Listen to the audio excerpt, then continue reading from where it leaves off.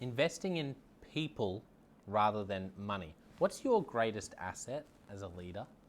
By the end of this video, you are going to know 3 tips for investing in people rather than money in your organization. I'm Jono White, founder and principal consultant of Clarity.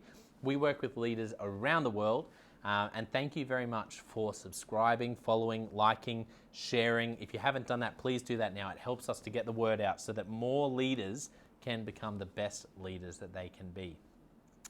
So investing in people rather than money. I'm going to give you 3 tips, but first just let me tell you why I believe so deeply in this idea. What is your greatest asset as an organization? It's not your building. It's not your strategy. It's not your IP. It's your people. And people are always the greatest asset because people are priceless. And I truly believe that great organizations, truly healthy organizations, are organizations that have figured this out. That yes, they have a big vision for whatever they're doing as an organization, but they've decided to do that in such a way that they raise people up and invest in people along the way. I just believe that if you're not doing that, you're not a great organization. I don't care what your bottom line is. I don't care what the numbers say. That's what a great organization does. That's true legacy, is an organization that gets from here to there, but does it in such a way that they lift people up, raise people up, invest in people. And the interesting thing is that when you do that consistently, I believe there's amazing fruit that comes out of that across your company culture, in terms of your reputation, because you're investing in people rather than money. So investing in people more than money. 3 tips. The first tip would be to look at your vision. Okay, every vision should be about people. What's your vision? What's your company vision? Whether you're an entrepreneur, small business, you're a school, you're a government department, or maybe you're a really large organization. What's your vision? Okay, now that if you're thinking about that, your vision or your mission, how people focused is it? Because I think a great exercise for us to do to help us make the shift of investing in people rather than just money is to make the shift of thinking about our vision through the lens of how can we focus it on people in where we get to and how we get there. Let me say that again. How can we make sure we articulate or focus our vision around people in terms of where we're going? The outcome needs to be people focused, and how we get there. Okay, it's not about making widgets. It might be about raising up widget makers. That's what I'm talking about here. Because any vision that's not people focused, I just don't believe you're going to be the best that you can be. It's not about coming up with a brand new vision that tickles you pink. It's about articulating your vision in such a way that you are wrapping it around people, because there's always a way to do that in my experience, and it's a fantastic thing to do. So invest in people more than money. That's the first tip. The second tip I would say is, there's a saying in sales which is the customer, the cost of acquiring a new customer is exponentially more than the cost of keeping an existing customer. And for you have people. Forget customers. There are people that are your employees or your volunteers or your customers or your students or your teachers or your executive team. There are people in your world. It's one thing to say, I want our company to invest more in people, not just money. But I think a great starting point, we want to be up in the clouds at that level, and we want to be on the ground looking to our left and our right and asking, how can I invest in the people I have? How can you invest in the people you have? How could you do that? What might it look like next year or for the rest of this year to invest in them in a new way? It doesn't have to be expensive. Think creatively. There are ways. What would be, let me tell you a really simple idea. Thoughtfulness means so much to people. Okay, if you haven't come across the 5 love languages, I highly recommend that. The 5 love languages is really powerful, and it's often used in marriage counseling and those sort of things, but 100% it has business application, particularly around rewarding people. Because the 5 love languages are acts of service, receiving gifts, words of affirmation, acts of service, receiving gifts, words of affirmation, quality time, and what am I missing?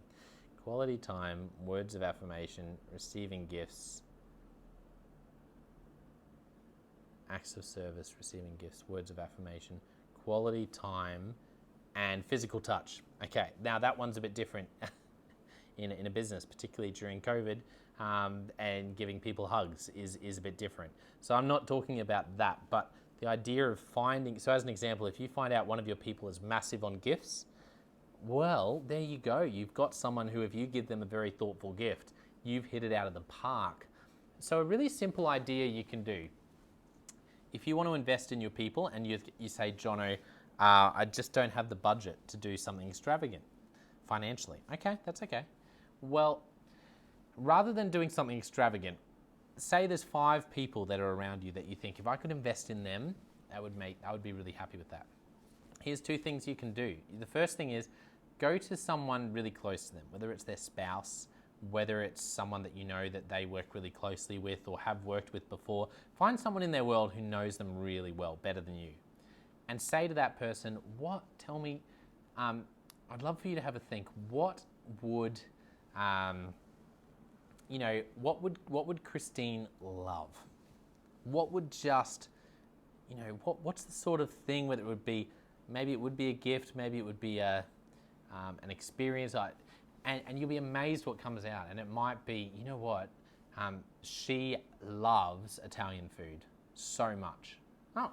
Or it might be, she's actually a massive fan of fantasy fiction. Or it might be, you might not know this because she doesn't talk about it at work, but she is a mega soccer fan. And so for you as someone working with them, now you've got an opportunity where, and this is where you can get creative. Maybe it's financially, it's saying, Christine, just want to say thank you for the amazing work you're doing. Here's a voucher to go out and get Italian food with your family.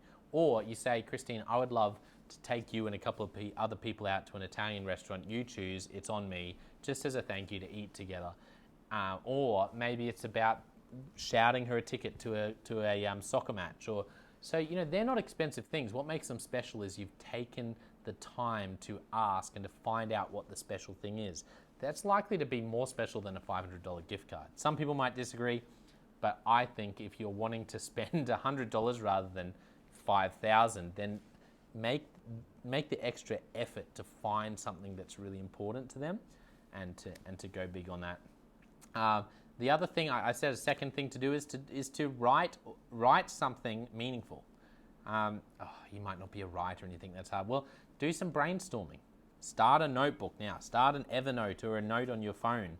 Christine, what Christine does really well. Okay, close. I can't. Right now, I'm not a writer. And then you might think in the middle of the night, you think, that's right. You know what? Christine's very humble. Or you open it again in a week. Whatever it is, just jot down a few things, give it some real thought, and then put that in a handwritten letter, or even an email, but a handwritten letter. It only needs to be a couple of hundred words. And it might just be, hey, Christine, I just wanted to say how much I appreciate you. I know I say that a lot, but I particularly appreciate your humility and how you do your job. And I've just been watching the way that you look after your customers, and you just do that in such an extraordinary way. Thank you, Bob. And so what you're doing through this process is it's once again, it's the thoughtfulness. Whether they're a words person or a gifts person, taking these moments to be thoughtful, that's a really easy way to invest in people. So that's the second thing. And then the third thing, and this is the last one, around investing in people rather than money, is what do you celebrate? What do you celebrate? Too often we celebrate the budget. Oh, we hit it for the quarter. Oh, we saved money there. Well done, team. Celebrate people. One of the things I love about numbers is every number, every number is a story. Every number is a person, and every person has a story. There we go, I got it. Every number is a person, and every person has a story. Not bottom line dollar numbers, but if you have 30 customers, there's 30 people out there at least. Go and find the stories. Go and find the people and celebrate people. Don't just celebrate the dollars, wins, losses, budget, savings. Celebrate the people. that all of that is serving. Celebrating people beats celebrating money every day of the week. So there are 3 tips for investing in people more than money, because my dream is really that organizations would realize across the world, you know what, we need to focus on money. Yes, bottom line is important, but you know what life's really about is people. And if we can just go the extra mile and just be an extreme organization at investing in people, then that's going to take us to the moon. And I just believe in it very passionately. So thank you for watching or listening. Don't forget, it really helps us out when you like, share, subscribe, follow. So if you haven't, please do that now. It helps us to get the word out so that more leaders can become the best they can be. And there should be a bunch of options below for how you can connect with us, do some of our free scorecards. What's your leadership style? How do you rate as a leader? Those things are free, and they're a great little resource for you to learn about yourself and to keep getting better as a leader. So thanks for watching or listening wherever you are, and I'll catch you next time. Cheers.